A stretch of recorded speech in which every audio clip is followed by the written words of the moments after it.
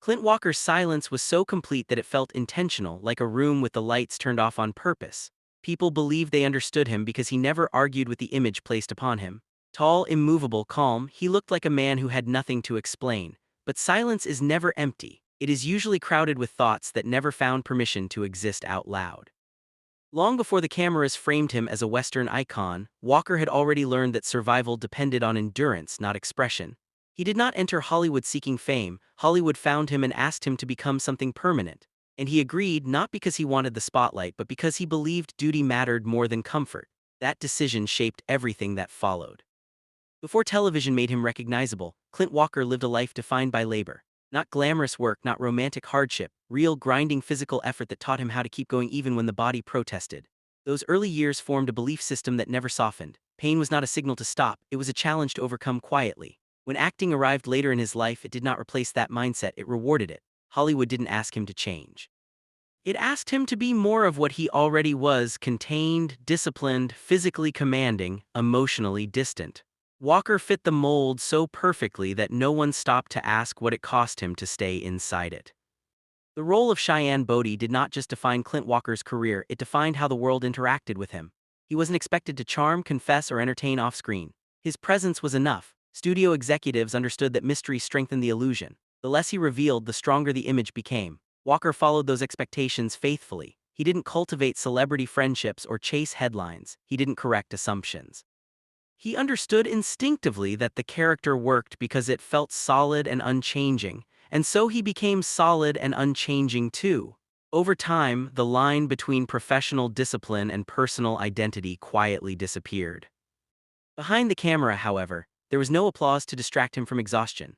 Long shooting days, relentless physical demands, and constant travel took a toll that no publicity department could erase. Walker rarely complained, not because he felt nothing, but because he believed complaints weakened authority. His body absorbed injuries, strain, and fatigue without protest because that was what he had always done.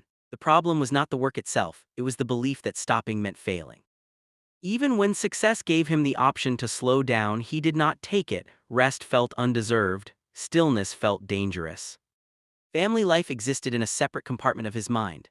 Clint Walker loved deeply but quietly. He believed love was proven through protection, not vulnerability. Providing stability mattered more than emotional transparency. When work pulled him away for weeks at a time, he accepted the distance as necessary rather than regrettable. He returned home physically present but emotionally guarded, carrying the weight of responsibility like a private contract he could never renegotiate. Conversations stayed practical, feelings were managed internally. To outsiders, this looked like strength. To those closest to him, it felt like a door that never fully opened. As the years passed, his career expanded but his inner world narrowed. Walker chose roles that reinforced control and avoided emotional exposure. He had no interest in characters who examined weakness because he had never allowed himself to examine his own. That avoidance wasn't arrogance, it was fear. Fear that if he acknowledged the cost of endurance, the structure holding him together might collapse. So he stayed busy, he stayed composed, and he stayed silent. Then came the accident that should have changed everything. On a mountain far from sets and scripts, Clint Walker lost control while skiing. What followed was sudden, violent, and unforgiving. A ski pole pierced his chest and reached his heart. For a brief moment, his life ended. Doctors would later describe his survival as extraordinary. Newspapers framed it as a miracle. Walker accepted the label publicly, but privately it left a mark far deeper than any scar. Death had touched him, and instead of softening him, it made him more guarded than ever. Surviving something like that forces a reckoning most people cannot avoid. Walker avoided it anyway. He returned to work quickly, reinforcing the legend of his invincibility. The industry praised his toughness. Fans admired his resilience, but inside something shifted. He became more watchful, more private, more unwilling to answer questions about how he felt. Mortality didn't make him reflective, it made him defensive. He doubled down on control because control felt like the only thing keeping fear contained. At home, his children noticed changes that were difficult to name. He was still dependable, still protective, still present in the ways he understood, but emotional conversations felt even more restricted than before. If asked about pain or fear, he redirected the topic. If concern was expressed, he minimized it. He did not want to be seen as fragile. Fragility threatened the identity he believed his family depended on.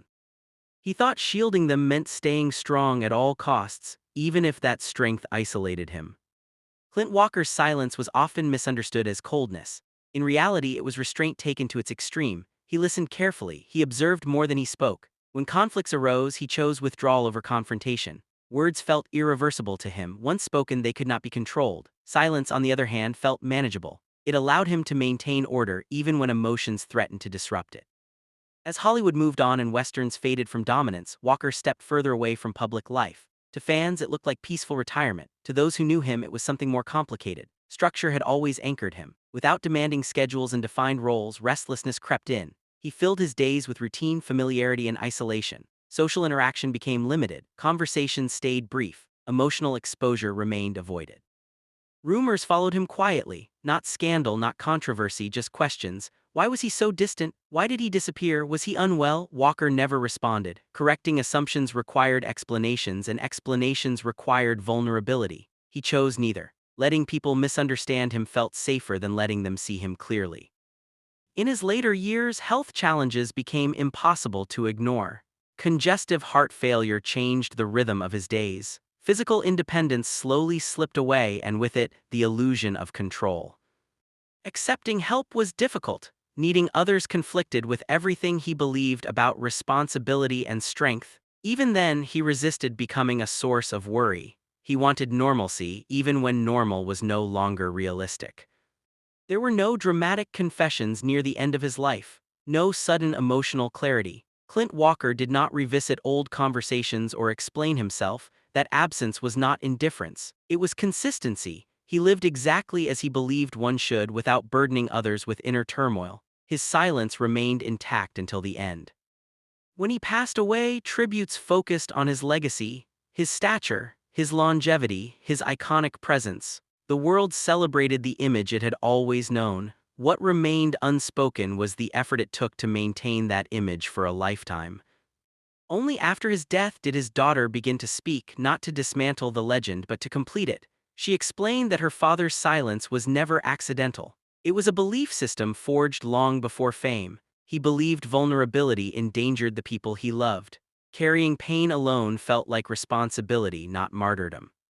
Fear was part of his daily life, though he never named it. Fear of failing, fear of becoming dependent, fear that once he stopped holding everything together, there would be nothing left underneath. Guilt lived beside that fear, guilt for absences, for emotional distance, for moments he could not rewrite. What many saw as emotional distance was actually self-protection.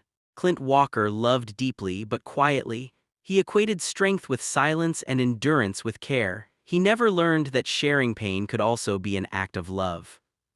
His story challenges the way we admire public figures. It asks whether strength should be measured by endurance alone or by the courage to be seen fully human. Clint Walker was not unbreakable. He was disciplined beyond comfort, controlled beyond connection. The legend of Clint Walker still stands, tall, steady, unforgettable. But beside that legend now exists a fuller truth. A man who carried fear silently. A man who believed protecting others meant isolating himself. A man who endured far more than he ever admitted. His silence built an icon, but it also built a lonely life. And perhaps the most honest way to honor him is not just to admire the image he gave us, but to understand the cost he paid to maintain it.